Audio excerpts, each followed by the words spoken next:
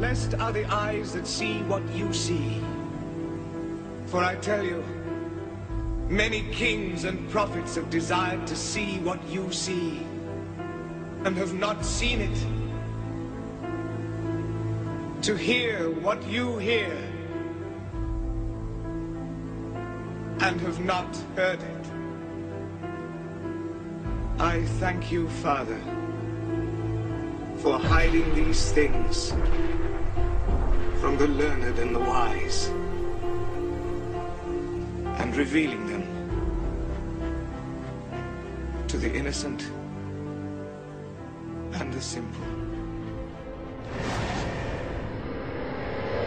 Some called from rooftops for help as the water rose, and as rescuers and Japanese military helicopters pulled dozens to safety. Entire homes were surrounded or even carried away as Jiasu City was inundated with floodwater. The nearby Kinagawa River burst its banks, pouring through a flood wall, sending a torrent of water through the city of 65,000, about an hour's drive north of Tokyo. Residents tried to save some belongings or navigate through the floodwaters in tiny boats. The deluge is a result of a low-pressure system that's the tail end of a tropical storm passing through Japan. The fear is more rivers could overflow and rain could trigger more landslides. One already buried a home. Japanese Prime Minister Shinzo Abe called the heavy rains unprecedented, adding the priority now is saving lives. Night has fallen in this part of the world that will, of course, hamper rescue efforts, and authorities say it will likely be days before the floodwaters recede. Jeff, this is the 18th typhoon to hit Japan this year. Today, the UN Refugee Agency called on the United States to take in more of the migrants who fled Syria's civil war, not just the 10,000 President Obama wants to admit. At least that many are flooding into Europe every day. Charlie Daggett reports things are about to get much worse for them. Today, the Hungarian government announced it would arrest any migrant caught crossing the border illegally. That would be everybody here under the new laws due to come into effect next week. More troops were sent to the border to back up the government threat, and prisoners were brought in to finish the razor wire fence on Hungary's border with Serbia. The Darwish family arrived all the way from Syria, relieved to make it this far, only to find police herding migrants onto buses. We have to go to camp, print our finger and go. We don't want. Hungary insists migrants be fingerprinted and registered at these reception centers. Migrants fear they'll be trapped. Cell phone footage appears to show police tossing food to crowds of migrants. Human rights groups say they're penned in like animals. The Darwishes are considering paying another smuggler to get further north, but money is running out. How much money have you spent so far? Everyone, 5,000. That's $5,000 per person, and they're traveling with an extended family of 12. Others decided to risk it on the run, anything to avoid the camps. We watched as one group of migrants approached a waiting van, suspected smugglers. But when they saw us, they scrambled, and the driver made haste. Police haven't done much to stop the smugglers. That may change when the crackdown begins. The Greek island of Kos may only be 4 kilometers off Bodrum's most southern coast, but the journey has incredible risks. 3 o'clock in the morning, we're down here on one of the beaches in Bodrum, and we've just seen a little dinghy head off. There's about 10 people on board. We asked them where they were going, and they said to Greece. Their dinghy circles as those on board struggle to keep the overcrowded boat on course. Moments later, the Turkish Coast Guard arrives, and they are brought back to shore. They are the lucky ones. Syrians will be allowed to stay in Turkey, but all other nationalities will be deported back to their home country. Bodies have washed up on this beach, and others along the Aegean coast. According to the UNHCR, roughly 600 people enter Greece daily, compared to just about 100 a day last year. The pressure has been mounting on Turkey. A sign hangs between 2 trees overlooking the beach, which reads "Shame on Humanity." Residents are fed up with the tragedies they're seeing daily, as thousands escaping war, persecution, and economic disparity take on new dangers and a chance for a new life. Blood stained the white marble floors of Mecca's Holy Grand Mosque. Cell phone video showed survivors in shock walking among the dead, searching for and pulling out survivors. Video showed the massive construction crane toppling during a powerful storm on Friday. Another angle showed what appeared to be people running after the crane made impact. We were very scared, hysterical, said this pilgrim from Egypt, but we managed to get out and help the people who were injured. Prayers were underway at the time. The mosque is considered one of the holiest sites in Islam. This photo was taken only hours earlier and shows how popular the open-air space is. The crane was among several being used for a massive expansion led by the Saudi bin Laden Group. An engineer with the company said there was no human fault or technical malfunction involved, instead calling this horrific scene an act of God. Wildfires have been scorching land at a record rate this summer in the drought-stricken western United States, and tonight it is only getting worse. At least 33 large wildfires are now burning in half a dozen states across the West. In Northern California, the fast-moving Butte fire has now grown to more than 100 square miles in 2 days, threatening thousands of homes. Record heat and strong winds have made what was a small fire in Butte County explosive.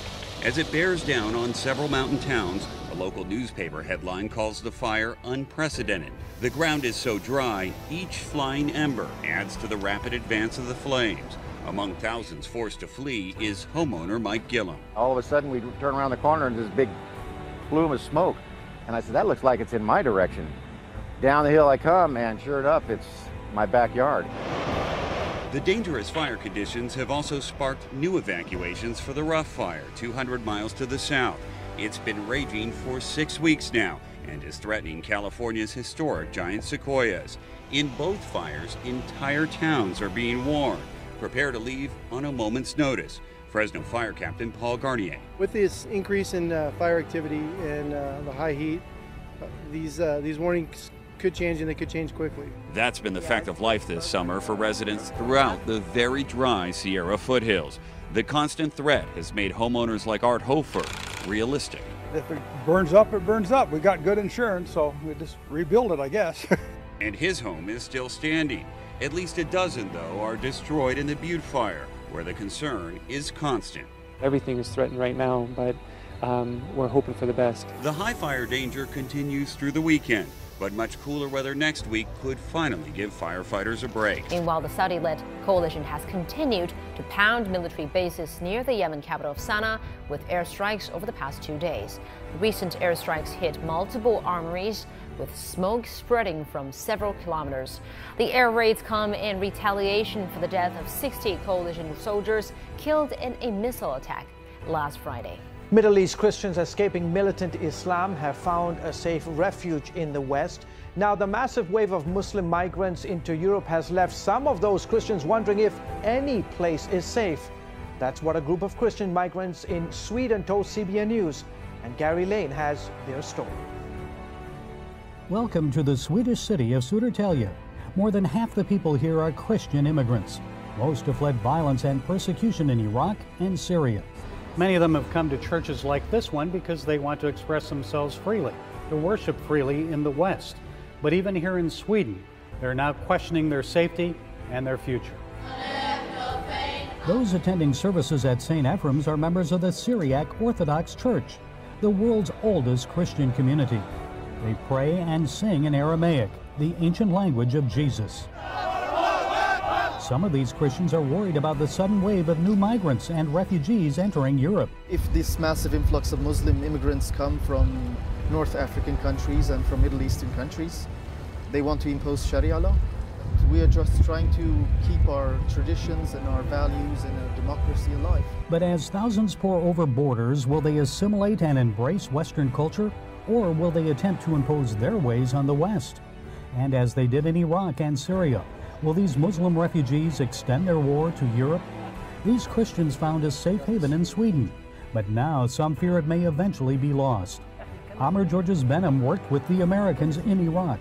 He fled his country because his life was threatened. I was an engineer and I wanted to build my country, but they wouldn't let me. They forced me out of my country. I'm afraid these newcomers may want to destroy this peaceful country. Some people on social media are questioning the motives of the refugees. This Hungarian police video shows male migrants tossing water onto train tracks. They said they didn't want food or water. They only wanted to get to Germany. But why? Are they seeking jobs and a better life? Or are some coming to wage war on Europe? ISIS says 4,000 of its jihadists have infiltrated the refugee ranks. And Bulgarian border guards have already arrested suspected ISIS terrorists posing as refugees. This Muslim migrant from Syria has some advice for the Swedish government. Before letting them settle here, the Swedish government should check Facebook and use other means to determine if these refugees were fighters in Syria or Iraq. And some Christian migrants of Södertälje believe European governments need to do more to protect them and Western culture from a potential armed or unarmed Islamic invasion. They're trying to be nice, but it doesn't work. They should be concerned for the future generations and take their Christianity more seriously and come back to their Lord and Savior Jesus Christ. A Michigan resident is recovering from the state's first ever confirmed case of bubonic plague, state health officials said on Monday. The adult resident of Marquette County in the state's Upper Peninsula recently returned from a Colorado area with reported plague activity, and there is no cause for concern about human-to-human contact, the state health department said. An elderly Utah resident died from plague in August, and 2 people have succumbed to the disease this year in Colorado. Mexico's government has called on Egypt to swiftly investigate why a group of tourists were targeted in an airstrike. At least 2 of the people killed were Mexican citizens. And Egyptian authorities have not said what weapons were involved in Sunday's attack in the western desert. 12 people died and 10 more were wounded, but 6 Mexican survivors told Mexico's ambassador to Egypt that they had stopped for a meal when they suffered an aerial attack with bombs launched by a plane and helicopters.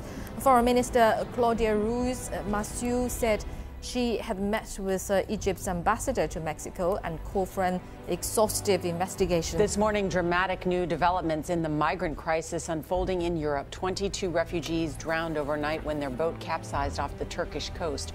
More than 200 people were rescued. Hungary has declared a state of emergency. It is trying to stop migrants entering from Serbia.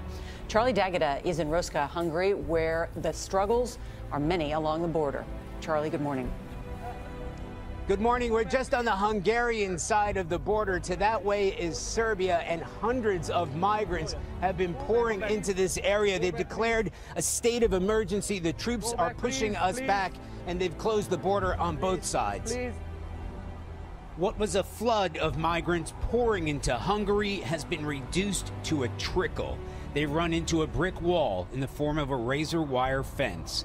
For migrants like Ahmed Aryan from Aleppo, Syria, it's hard to understand why they've been locked out.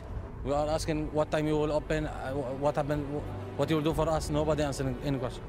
Hungarian police are letting in people 5 at a time and not very often.